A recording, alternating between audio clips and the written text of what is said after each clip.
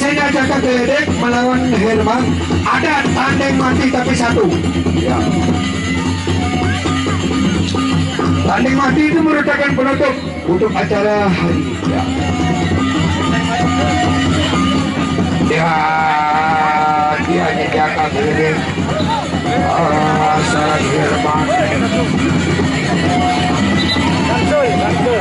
Ya, memasuki lingkaran acara ya.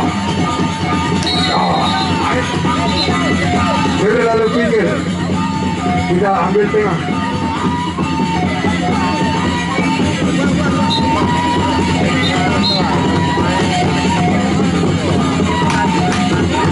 Ya, ada.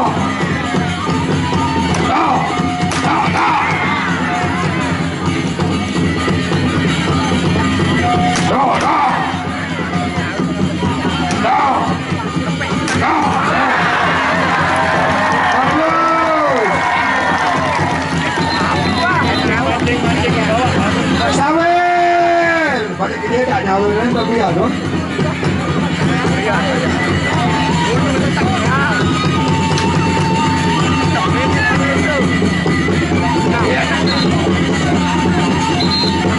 Ya.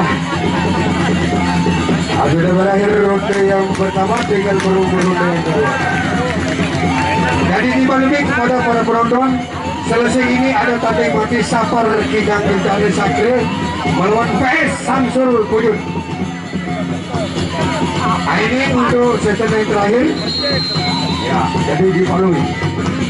Memasuki ronde yang kedua. Waduh.